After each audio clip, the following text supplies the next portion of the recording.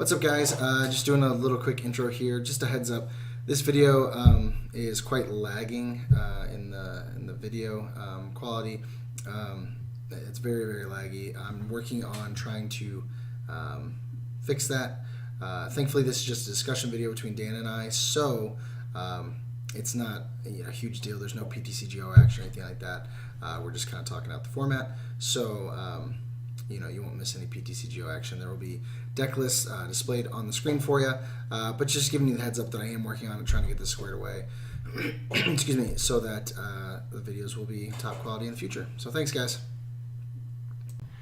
What is up, everybody? Jordan here with the Deck Box, coming back to you again with another Masterminds video. I'm joined by Dan. Dan, say hey. Hello. And I have my baby with me this time, so don't be too distracted by that. Dan, tell the people how we know you, real briefly. Tell the people how we did what? How we know you. Oh, so my name is Dan Garman, and I am 1/3 owners of Dead Drug Gaming. Hopefully you guys watched the last video before coming to this one, so you already know everything that it is you need to know about me. Yep. But that's it. Yeah, they should have watched the last video for sure. So, guys, this Masterminds video is in conjunction with the Conquest Tournament that Dan and I did with NAIC decks. It went extremely well. So you can go check that out and see the results for yourself. But what we did is we each built 5 decks that we think could do well at NAIC or that will show up at NAIC, and we face them off against each other just to kind of see what we thought and see how things are going. So, Dan, what was the most notable thing that you saw? Sorry, you cut out a little bit. What was the what? What was the most noticeable thing that you saw? Like, what do you think people absolutely need to focus on this week? I think that it's not close about Baby Buzz being the best deck in format or being one of the best decks ever. You saw that even in a bad matchup, in my game of playing Baby Buzz and Jordan's game of playing Dawn Wings and Psychic Necrozma, that I still won, and it was pretty handily. The deck is insane, and going into NAIC, you either need to play it or you need to play it. Like if your goal is to win NAIC, you need to play it. If your goal is to do well, you need to play it. If your goal is to have fun, go nuts, do whatever you want. But chances are you should still play it. Because it's a lot of fun to play, too. It is a lot of fun, and a lot of people don't like it, and that's understandable. A lot of people tend to not like what's good because they don't want it to be good, and they think it's too good. Mm-hmm. And in this case, I can definitely understand that, but the deck is also incredibly fun to play. Yeah, so, and it's like any deck that it's in. It just takes that deck to another level. Yeah, I definitely see what you're saying about people disliking it just because they don't want it to be that good. But I mean, we just got to face the music. It is that good. I mean, it's a single prize attacker that can hit crazy numbers for 1 energy. I hit 210 with it. With 1 energy. Well, I mean, sorry, with a 1 energy attack, but I had other modifiers and stuff. But I mean, it just kind of shows you the power. So yeah, like he said, play Buzz or don't come, basically, because there were bad matchups where Buzzwall was out there by itself the whole time, just taking wins. So yeah, absolutely. Not shifting from that, I guess. So with the Buzzwall thing, this is something that people have talked about a little bit.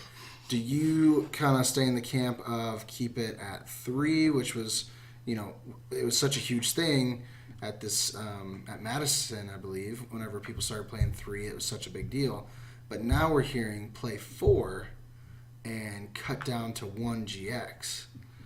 Yeah, so Madison was, 3.5 weeks ago at the time we're recording this, where the deck was basically, that's where it became a thing, right? And not, literally just 3 weeks later, the regional in Mexico City, the deck has already changed.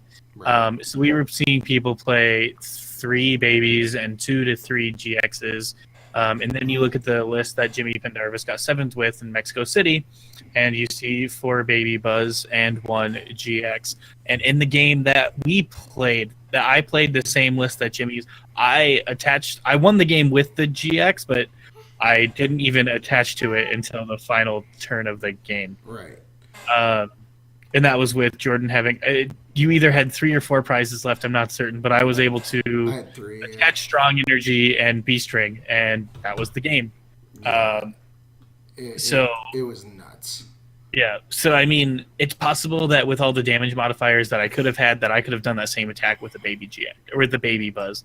And it just... So I think that going forward, Jimmy Pendarvis' list is probably the best place to start.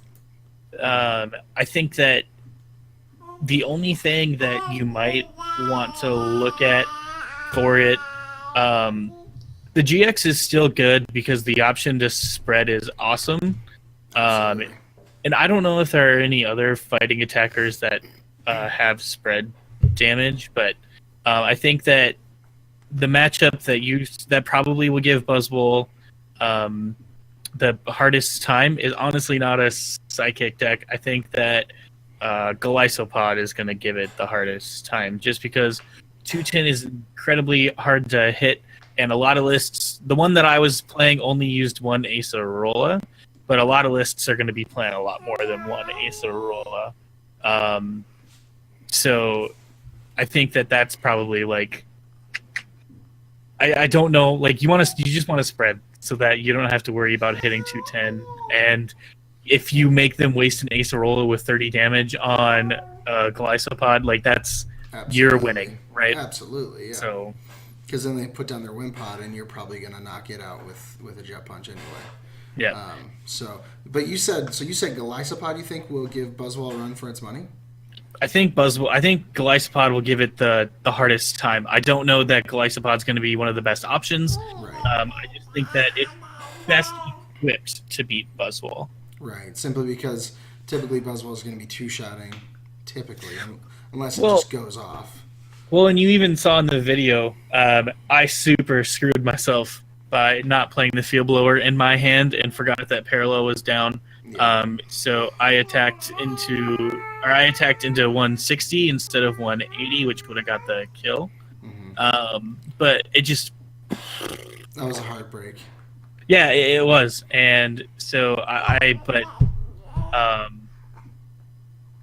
it just Glycopod's gonna, like I said, just Glycopod will give it the biggest problem. Right. But I don't know that Glycopod's gonna be the best option to play either. Yeah, I think that it has a really good chance to win, and I think that it's still one of the strongest decks there is, but. Yeah, I mean, if you're one of those players that's not looking to play a fighting deck, then I would certainly say that Sauropod is an option for sure. And that was actually the next question I was going to ask. So Sauropod was around for a while. It was really, really good. Then it kind of just disappeared. So why all of a sudden do you think it's just back, and people are like, oh, it's a good deck again? Like, nothing's really changed. It didn't gain anything per se. So one of the things was around the time that EUIC happened, when Tord won with Gardevoir Zorich. Mm-hmm. Glycopod does not beat Gardevoir, and it does not have a good time against Gardevoir. So I don't think there was a point where Glycopod was bad. I just think that it wasn't played because people didn't want to use it to play against Gardevoir. Right. And you look around the time that EUIC happened, it was earlier in the year, like 4 months ago. Mm-hmm. And so around the time you had St. Louis Regionals, which was the standard regional right after that, I believe, people were still playing Gardevoir, and you didn't have as much Glycopod roaming around it. But it's not because it was bad, it's just that there were other options. And at this point, I think Buzzwole was still super good, right? It got second, Buzzgarb. Yeah. And Glycopod, Glycopod did win that event. But that was not supposed to happen. No, but it's just it doesn't do well against Gardevoir. Right. Okay, and so, that's a good point. not only that, but it also didn't fare well against Duskmane, which had just come out at the time. Right. So it wasn't necessarily that it was bad. It was just the meta was definitely not right for it. Well, and that's, the meta being bad for it is what a lot of players, that's when a lot of players will call a deck bad. Right. I guess that's true. But that's true. But if you look, I think looking back at St. Louis, something crazy like 146 players played with Duskmane, and it was nuts. And I think it was a format where, at that point, I don't know. I don't know. The resurgence of it is kind of weird, I guess, but yeah, because to me it just seemed like it came out of nowhere. Because even when it won St. Louis, it wasn't like a bunch of people were playing it. Yeah. That's why I was so. Literally this week, I started hearing people talking about it again, and I was like, no, there's no. I mean, but I had no logic for why would it be bad. Mm-hmm. And I just figured it's because it doesn't do the one-shot game. It's one of the main decks in format that can survive by two-shotting, which I don't think we've been used to for a little bit. It's either play something big like Buzzwall or play something like Zorich with consistency that also goes with something that can hit big. So that's why that's why I was intrigued by that. When it comes to the Zorich builds, so we both played Sauropod. We both played. Did you play? No, you didn't play Zorich. I have it. I have it built, but I did not play it. Okay. Yeah. So when you look at Sauropod and you look at Zorich, excuse me. Obviously, you've got weakness swinging both ways there, but in your opinion, I think I know the answer. Which way would you swing and why? In the head-to-head, I would definitely play Goliath Pod. Mm-hmm. I do think, however, that Zorich has... It's tough to say which one is better. Right. And part of the reason that it's tough to say about which one is better is because, they both have a lot of really high strengths. The strength of Zorich being that you can draw cards and you can catch your effect without playing a supporter. Absolutely, yeah. But the strength with Glycopod, as I said, is it's going to tank hits a lot better. Mm-hmm. However, having, I guess if I'm picking one to play at NAIC, mm-hmm. I'm probably picking Zorich. Yeah, it's got a better field. It gives, not necessarily, it just gives you more outs. Yeah, that's a good point. My big thing, like you said, with Zorich is you definitely get the consistency of playing 3 supporters essentially in one turn. Right. Which is just insane. Mm-hmm. But Goliath can just tank stuff. So. Yep. So, okay. I'll bring up one that we didn't play, and I'll ask you why. Why did you not play Bulid? Because that's one that every player asks. Casual, competitive, whatever. They always want to know about Bulid for some reason. That's just the people's choice. Bulid is a glass cannon. Bulid will consistently hit 210 damage. Mm-hmm. However, Bulid will consistently lose on turn 3. To itself, yeah. It's kind of in a way a new Greninja, not as bad, but if you don't get your pieces, you're just done for.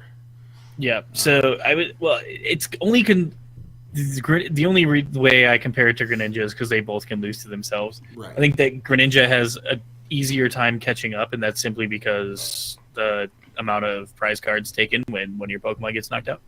But Bulid is just it's a glass cannon for sure. Yeah. So while it's fun, and while absolutely. I do think that it can be very good, I don't consider it almost ever. Just I do personally like the deck. It's just I've never considered taking it to a tournament, and I don't think I ever would. Not unless it gets some kind of buff or extra way to get energy out, and then also recover energy too, right? Right. So It's like it would have to, I guess, replace Vikavolt as a charge up, right, to make it feasible. Okay. yeah. That's a good point. That's a good point. You mentioned Greninja. Where do you think that's sitting right now? I still, And that's another question that people always bring up. Where's Greninja? so the thing with Greninja is Greninja is very good. If it's set up, it's almost unbeatable. However,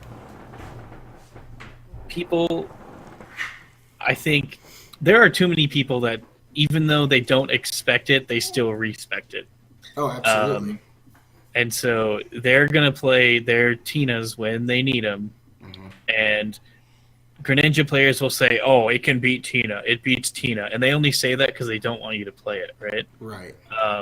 It has a very, very hard time beating Tina, especially because most Greninja lists play 1 or 0, most likely, Guzmas. Yeah. That's a good point. And they can Shadow Stitching you forever. Right. So eventually they'll just get bopped. Yeah, and not only that, but I think Goliath is going to be a huge play. Goliath obviously has a heyday with it. But I think that, and we kind of saw it, Ian Robb top 8'd Madison with Buzzgarb with Order Pad. Oh, wow. So I think that a lot of people are going to be playing not only Garb, but also Order Pads in their lists. Mm-hmm. Both of things Greninja does not want to see. Right. And I think it was actually... I'm trying to think. I think Igor beat the Greninja with Buzzwole in top 8, or top 4, excuse me, in Madison. So Greninja did top 4 in Madison, but it seems like it's always like maybe 1 in top 32 and sometimes only 1 in top 64. Right. You know, and I just... It's an odds game. 10 of you are going to play it. 1 of you will go the distance. The other 9 of you will lose to yourself. So while I think that Greninja... This is probably one of the times that Greninja has been best as far as consistency goes. Right. At the same time, it also... I don't know. It's just there's a lot of things in the meta right now that I think that, like I said, a lot of people are going to be looking at Order Pad, a lot of people are going to be looking at Garb, and a lot of people are going to be looking at Buzzwole, which will beat anything no matter what you do. Absolutely. So you mentioned Order Pad, and I'm glad you brought it up because, yeah, that's a card I've been hearing a lot of hype about. And it's not like it's an inherently good card per se. I mean, it's still a coin flip. But so along with that card, I mean, what are some of the other top cards that we should be looking out for when we're building our decks from Forbidden Light that came out? New cards that we may not have seen a couple months ago. I don't know necessarily about new cards. You saw in the last video, both of us played Ultra Necrozma. I wouldn't worry about Ultra Necrozma. I think people will play it because of its optimal damage output, but I wouldn't I don't think it's equipped to win NAIC. Right. Malamar is obviously very good, and I think that one thing with Malamar is it's psychic energy, so people are testing it with psychic Pokemon, but I think that there are some other options out there that could pair well with Malamar. One Pokemon that I think the only reason that no one has looked at it is because it's Yveltal. Oh man, I didn't even expect you to say that. So I think that Yveltal can and still is good. I think you're going to see a ton of Dawnwings. I think Yveltal is very well equipped to beat Buzzwole. And I think that Malamar does a really good job making Yveltal good. Okay. I'll have to see the list sometime. I think that Malamar should be looked at with other things other than Dawn Wings, Necrozma, regular Necrozma, and Ultra Necrozma. Also, this is not a new card either, but a new card that people have been talking about. The Mewtwo, the Pressure Mewtwo, the promo that came in the Shining Legends boxes. Yep. I think that's a really good card, and people should be looking out for that. One prize attacker that can knock out Buzzwoles. Yeah, I was going to say that seems to be kind of the theme of what people are trying to do now is shoot towards more towards one prize attackers. Excuse me. Yeah, and that's if there's one prize attackers that do the same thing or better than what a two prize attacker will do, it's always going to be better. Absolutely. We see that with Buzzwole. Yeah. And that's why we play Baby Mew and things like that. So, okay. So, yeah, Baby Mew or Mew EX, which you saw in a lot of both of our decks. Oh, absolutely. So. Yeah. So, you covered this part. You obviously think that the Psychic Malamar build is the better option over Ultra Necrozma. I agree. I think I'm kind of in the same camp. I'm almost in the camp that Ultra Necrozma really, you keep that at your cups, and yeah, so I wouldn't even consider going higher because it's just we saw it. We played the mirror against each other, and the consistency just doesn't seem to be there. Mm-hmm. Like you said, it hits some cool numbers, but at the end of the day, does it have to hit those cool numbers to do well? So if you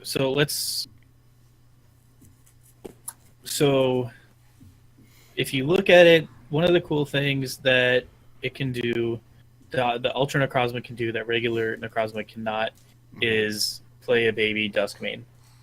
Right. The 10 promo that came out, the Lunchbox promo, sorry. Right. That came out. It can play one of those, which is really cool. But for 3 energy, it does 180 damage.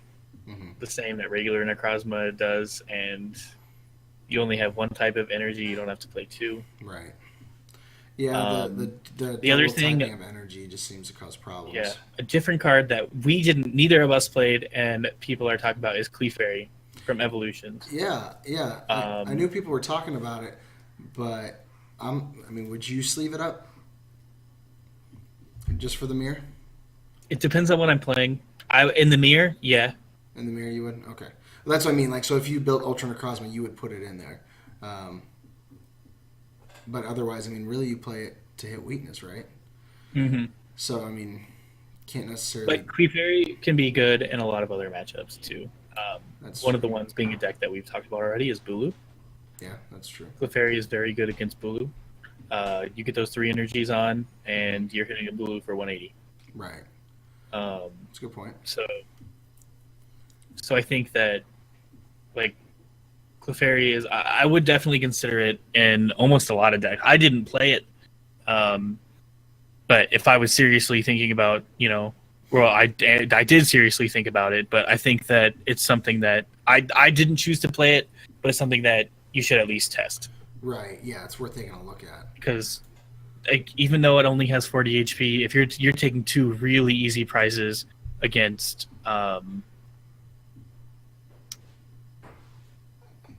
Ultra Necrozma and Bulu. But even then, you attach a choice band to it, and you can knuckle impact a Buzzwole for knockout, right? Right. I would play Clefairy. I should have played Clefairy. Play Clefairy. So you're saying it would have been totally flipped if you played Clefairy, that would have been the tournament. You would have had me. I don't know about flipped, but it would have helped, yeah. And again, that goes back to what we were saying. One prize attackers. There's even a list going around right now with Malamar that's just it's all one prize attackers, right? Yep. So it plays Clefairy, Mewtwo, and what's the other one prize? Hoopa from Steam Siege. That's right. Yeah. That seems to be where the meta is kind of shifting because, like you said, if they can do what a 2-prizer can do for the same or less energy, why not? So, okay. So we've talked about pretty much all the decks. So, kind of, I guess I'll ask your prediction. for the most played deck. We'll say that. What do you think people are going to gravitate towards? Baby Buzzrock. Baby Buzzrock all day. Okay. And why do you think they're going to go for that one per se? Not only is it the best deck in the current format, but it is the best deck of all time. Of all time? Okay. Of all time. That's reasonable. So I guess the better question is, so you hear people talk about all the time, like, there's a difference between a good player piloting this and a subpar player. Is this one of those decks that really matters? Because I know there's some that are autopilot.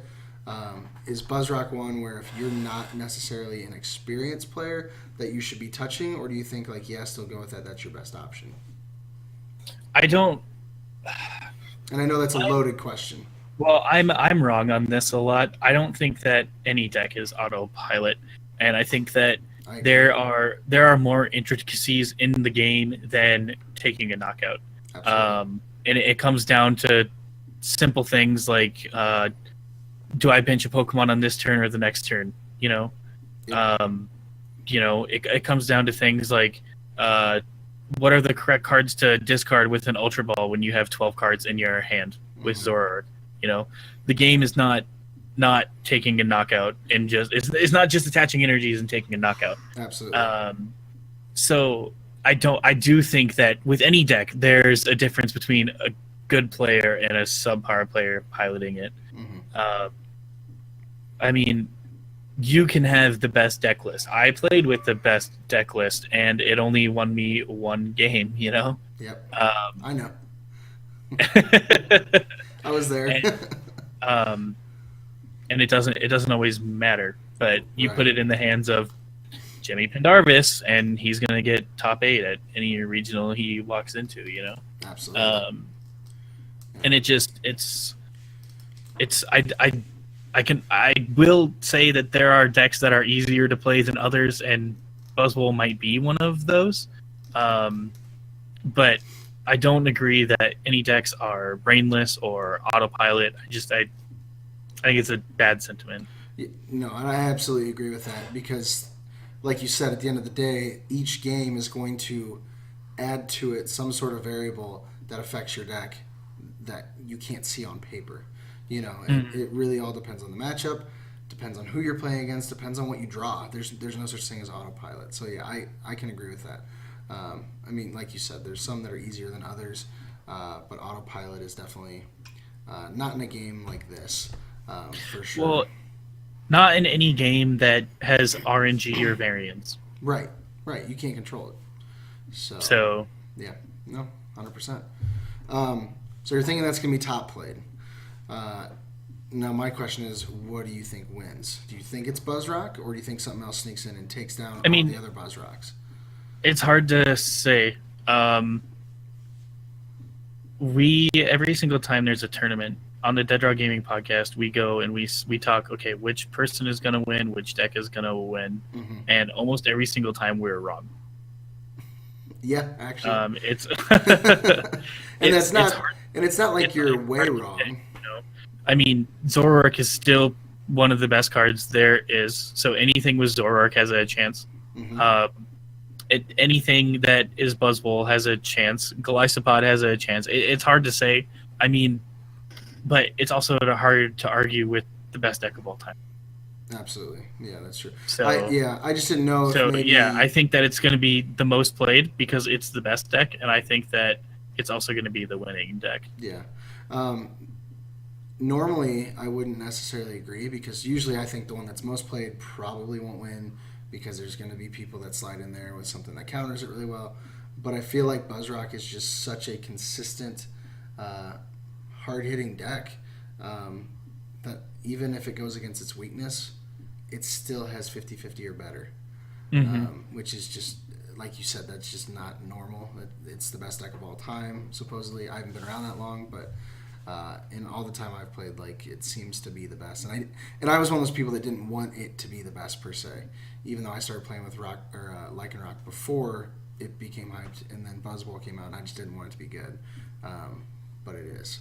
So, okay. So, Buzzrock for the win. Buzzrock most played. I like this question I always hear asked, I think, on Seagrove's channel. what is the best deck that you would not take to NAIC? I mean, that's hard. You're asking me, like, you know, the king of the losers, right? I guess. Basically, like a deck you know could win, but you won't take it because of whatever reason. Probably Lapras, and you saw me play it. I don't know why I played it, and I mentioned in the last video, but you hit collect and you want to hit Jet Punch. Right.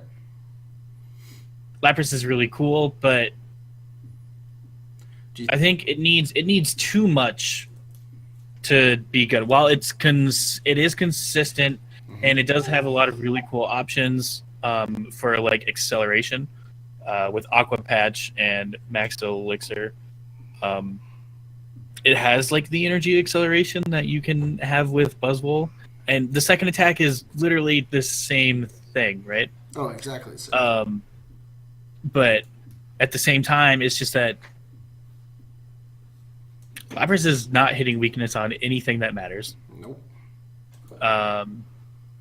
And it doesn't have the damage output. Right. So I think that the best deck that I would not consider is probably Lapras. But I mean, Lapras also takes a pretty hard L to Bulu, which I would also not consider taking, but is good. Yeah. I also think Greninja. So I think those are the three decks. Lapras, Greninja, and Bulu are probably the kings of the losers going into NAIC. Yeah, and two of those I think would be on everyone's list. Or queens, whatever. Bulu and Greninja, like I said, are kind of the same there, where they can lose to themselves. So it's definitely a good reason not to take them. And like you said, Lapras is just a subpar Buzzwole. You know, Buzzwole has all the damage modifiers and things like that. So yeah. Awesome. Last question, I think I'll close out here with this, and it doesn't really have to do with NAIC per se, but as far as after NAIC, so we got Worlds, like a little over a month after NAIC, and then you've got rotation shortly after that. After NAIC, what in your mind happens at Worlds and then in September? And I know that's kind of pushing far ahead, but we're getting a new set before Worlds. So then I guess the question is, does Buzzrock stay at the top of your list? Does it change? How so? I still think Buzzrock will be one of the best decks, if not the best deck going. It might even be the best, but I think that you look back, and you can't always use Japan as a... Like, their format is incredibly different, so you can't always use what happens over there as a forecast to what's going to happen here. However, Rayquaza GX won all three divisions at Japanese Nationals a month ago. Yeah, and that's one that I've heard a lot Rayquaza GX is just, you get energy acceleration the same way you do with Buzzwole. It doesn't have that terrible psychic weakness. It's very good, and I think that Rayquaza GX will bring in something that I think Ray is going to win Worlds. I really do. I think that it's going to be super, super well equipped, and it's also going to be very well equipped going into the future, with just everything that it has. So once we get rotation, we go Sun Moon on. And you got to remember, it loses Max Elixir. Yeah, well, so does everything else. Everything else, yeah. It's even playing field. And I don't think people are getting that, yeah. So, and that's something you have to have that same conversation every single rotation. Well, our deck loses Bridget. Yeah, so does every other deck. Right. One of the big, and it was the stupidest thing, but last year's rotation, or the year before, whatever it was, it's losing VS Seeker. Do you not understand that every deck is losing VS Seeker? Yeah. And that was with one of the best decks of all time, also with Night March. Yeah. So, how excited are you that Rayquaza is good again? So you guys can kind of see behind me here. I'll move my camera up a little bit, but Yeah, I got Rayquaza stuff right here. You can't see it because of the glare, but this is a shining Rayquaza. Down here, some deck boxes with Rayquaza on it. Up here, we got some Rayquaza plushes and some Rayquaza little deck or card like dividers. Which there's also one right here. This is a Rayquaza deck box. Also, right back here, this is one of those. It's not an ETB, but it's one of those Japanese boxes with Rayquaza on it. And then I'm not going to turn the camera, but over there is a frame with a bunch of Rayquaza cards on it. Rayquaza is my second favorite Pokemon. So, and then your first favorite gets a printing soon too. Yeah, Steelix. And hopefully, Steelix is my favorite. It is my favorite Pokemon. So, we got an Onix that's been revealed. I'm hoping it means Steelix GX because we do have a Steelix that's already been revealed, not a GX. And that came with an Onix also. So we'll see. I'm hoping, but I think that Worlds is going to be lots of Rayquaza, lots of Buzz. So I think that as cool and as good as Dawnwings and Malamar is, it's hard to look at it and think that it's going to keep being good after NAIC. And I think that will change post-rotation. It'll become good again, but I wouldn't look at that going into Worlds. Okay. Awesome. Well, Dan, good analysis. Thank you again for the games. Thanks for the discussion. We'll have to do this again because I enjoyed it. Real quick, do all 50,000 of your plugs. Okay. So as you guys heard at the beginning of the video and in the last video, I am 1/3 owners of DeadDrawGaming.com, about to be 1/4 owners of DeadDrawGaming.com, but we cannot spoil for you yet who the 4th owner is. Jordan doesn't even know. He thinks he knows, but he doesn't know. Okay. And so get in the discussion on that using hashtag DDG4. But DeadDrawGaming.com is the best place on the web for all of your Pokemon TCG needs, including IRL singles, sealed product codes for the online game, pro player articles, and a Pokemon podcast that is hosted by me, Danny A. Strike, and Darren Cole, the other 2 owners of Dead Draw Gaming. You can also find Team DDG on Facebook, Team DDG PTCG. They post all their deck lists there, which if you want to see what a real Pokemon player is playing, go over there, check them out. Other than that, we have a weekly podcast that we record live on twitch.tv/DeadDrawGaming. It also goes up on SoundCloud. And there's, iHeartRadio, SoundCloud, iTunes. We basically have our podcast everywhere that podcast can be listened to. So check those out. Other than that, follow my personal Twitter at ClassicDDG, and then at Dead Draw Gaming on literally everywhere: Facebook, YouTube, Twitch, Twitter. We have a Reddit page that doesn't get used very often. Do you have a MySpace? No, we should have a MySpace from 2005. I think that's all of my plugs. I think that covers it. Awesome. Well, thanks again. Of course. Guys, as usual, if you enjoyed the video, please be sure to leave a like. I would greatly appreciate it. Also, be pushing that subscribe button. Share this video with all of your friends. We're very close to 300 subs. And it'd be awesome if Dan could help me to reach that this time around. That'd be really cool if it was my best. If it was his video to do it. So yeah. And then, as usual, guys, I've been Jordan with the Deck Box, where I want to know what's in your box. We'll see you guys next time.